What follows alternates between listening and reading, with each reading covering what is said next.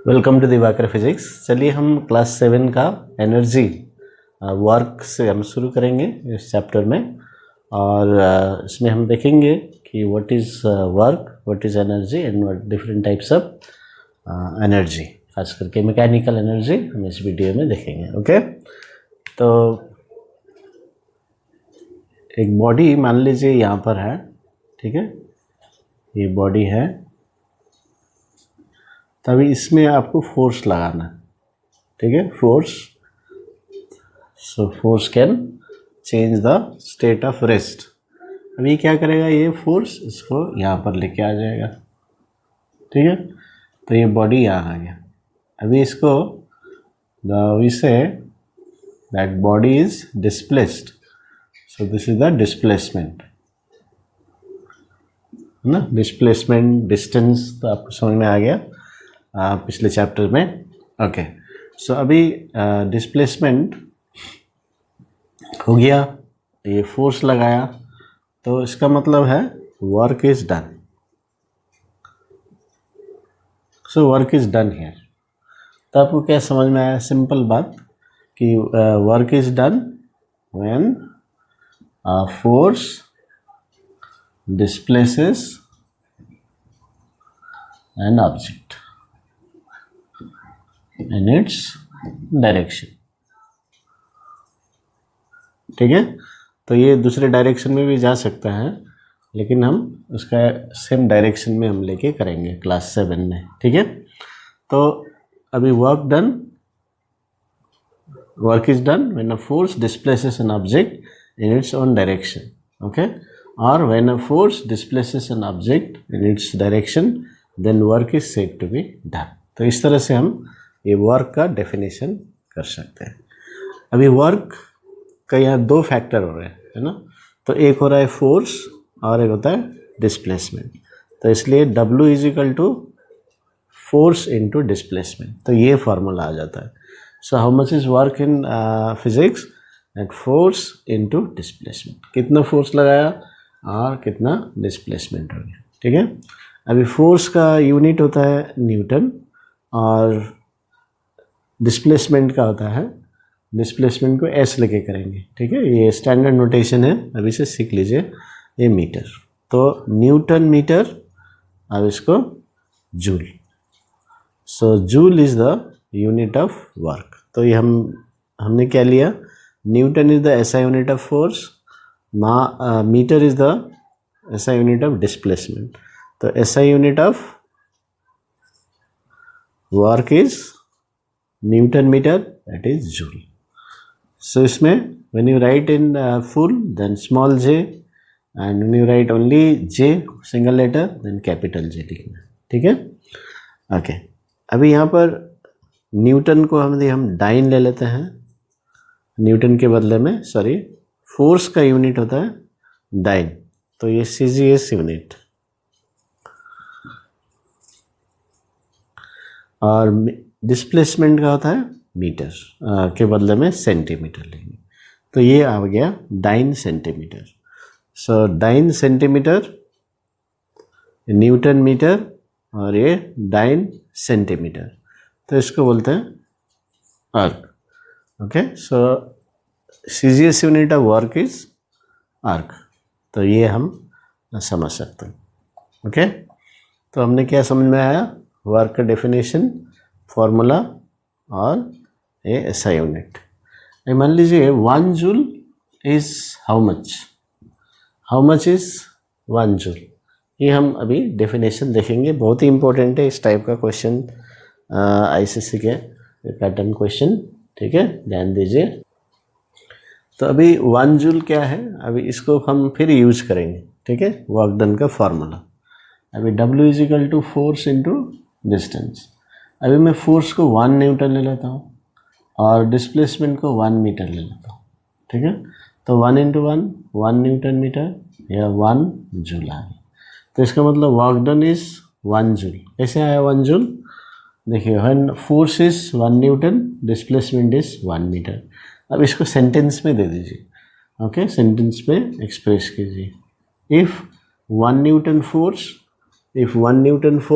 displaces an object, by 1 metre, then 1 joule of work is done by this force. तो ये आ गया, ठीक है। अभी 1 अर्ग कितना होगा, 1 अर्ग इक्वल्स टू 1 डाइन सेंटीमीटर। तो इसको कैसे हम डिफाइन करेंगे? सो 1 अर्ग is the work done by और when one dyne of force is applied and the displacement is 1 centimeter, or force of one dyne displaces an object by 1 centimeter, then 1 arc work is done। तो ये हो गया आपका definition of 1 arc CGS system. तो ये हो गया, आपको वर्क के बारे में इतना सीखना है। अभी नेक्स्ट है एनर्जी। अभी एनर्जी, मान लीजिए अभी आपको ये बॉडी को यहाँ से यहाँ ले जाना, आपको फोर्स लगाना है। मान लीजिए आपने 2 दिन से खाना नहीं खाया, ओके, आप भूखे हैं, तो आप इसको बॉडी को शिफ्ट करना है, तो आपको बहुत दिक्कत हो जाएगा, है ना। लेकिन आपने अभी खाना खाया, है ना, तो अभी आराम से आप कर पाएंगे। तो इसका मतलब क्या है कि when you don't have food then you don't get energy, तो फिर इसको यहाँ से यहाँ ले जाना मुश्किल हो रहा है, तो वर्क करना मुश्किल हो जा रहा है। You can not displace the body. अभी आपके पास एनर्जी है तो आप आराम से इसको यहाँ से यहाँ ले जा सकते हैं। तो यहाँ से यहाँ तक ले जाना मतलब वर्क डन, है ना। That means when you can do work, that means you have energy. So energy is the ability or capacity to do work. So this is the definition of energy. So is the ability or capacity to do work. So if you have energy, then only you can do work.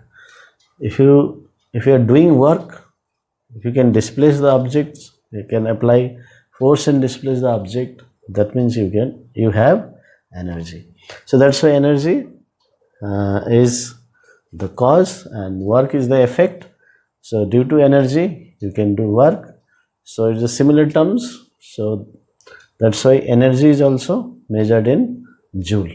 So what is the unit of energy? Joule, ठीक है। CGS unit arc. So same हम ले लेंगे, energy का unit joule, force work का unit भी joule. So name 2 quantities with same unit बोलेंगे तो वर्क एंड एनर्जी आप ले सकते हैं, ठीक है। ओके, सो आपने वर्क पढ़ लिया, अभी एनर्जी पढ़ लिया, है ना। चलिए अभी हम डिफरेंट टाइप्स ऑफ एनर्जी में एक है mechanical energy. Okay, mechanical energy and its types हम पढ़ लेते हैं। तो mechanical energy is the energy possessed by a body, energy possessed by a body due to its position, shape और मोशन। ओके, तो ये आ गया। अभी यहाँ पर 3 चीज़ आ गए, पोजीशन, शेप और मोशन, ठीक है। तो इस मोशन की वजह से उसको हम ले लेंगे type of mechanical energy, kinetic energy. तो काइनेटिक का मतलब होता है मूवमेंट, है ना, एक्टिव, डायनामिक, मोशन, ये होता है। तो देख लीजिए, so that's why the energy possessed by a body due to its motion. सिर्फ ये आप डेफिनेशन यहीं से बना सकते हैं। Okay, energy possessed by a body by virtue of its motion और due to its motion, that means every moving body will have kinetic energy. तो इसलिए इसका फॉर्मूला होता है हाफ mv²। तो इसका मतलब half into mass into velocity square. अब वेलोसिटी क्या है, ये स्पीड भी बोल सकते हैं, ठीक है। वेलोसिटी और स्पीड सिमिलर है, ठीक है। वेलोसिटी का एक डायरेक्शन होता है, स्पीड का डायरेक्शन नहीं होता, लेकिन आप वेलोसिटी को स्पीड ही समझ के ले लीजिए, half mass into velocity square, ठीक है। तो ये हो गया आपका काइनेटिक एनर्जी का फॉर्मूला। अभी यहाँ पर energy possessed by a body due to its position and shape, उसको बोलेंगे potential energy. So due to position and shape, due to motion. So एक ही टाइप की डेफिनेशन आ जाएगी। तो डेफिनेशन पढ़ना है आपको, इम्पोर्टेंट है, ठीक है। अभी पोटेंशियल एनर्जी में फिर दो टाइप के हैं, एक पोजीशन, एक शेप। तो energy possessed by a body due to its position और the height from the ground, तो ग्राउंड लेवल से कितना हाइट में, तो ये इसका हो जाएगा पोटेंशियल एनर्जी, ये ग्रेविटेशनल पोटेंशियल एनर्जी होगी। तो पोजीशन कि ग्रेविटेशनल पोटेंशियल एनर्जी हो जाएगा ये, ठीक है। तो पोटेंशियल के लिए दो टाइप के हैं, पोजीशन एंड शेप। तो पोजीशन के लिए ये gravitational potential energy, energy possessed by a body due to its position. फिर शेप के लिए इलास्टिक पोटेंशियल एनर्जी, जब शेप चेंज होता है, जैसे हम इलास्टिक को स्ट्रेच करते हैं तो उसमें एक एनर्जी आ जाता है। सो उस एनर्जी को बोलते हैं इलास्टिक पोटेंशियल एनर्जी, ठीक है। तो ये हो गया डेफिनेशन। अभी potential energy, gravitational potential energy का फॉर्मूला है ये mgh। सो मास है, m है मास, g है एक्सीलरेशन ड्यू टू ग्रेविटी। इसका वैल्यू आप याद कर सकते हैं, 9.8 होता है अर्थ के लिए, ठीक है। तो ये अभी जस्ट याद कर लीजिए। और h हो गया height of the body from the ground, so mgh, ठीक है।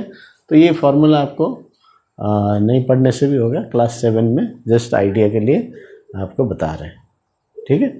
और इलास्टिक पोटेंशियल एनर्जी, उसका भी फार्मूला आता है, ठीक है। जैसे कितना एक्सटेंड किया, कितना आपने स्ट्रेच किया मिन पोजीशन से, तो ये फार्मूला हाफ के एक्स स्क्वायर। तो ये फार्मूला आपको उतनी ज़रूरत नहीं है, लेकिन डेफिनेशंस एंड एग्जांपल्स आपको इससे पढ़ने पड़ेंगे। Okay, thank you.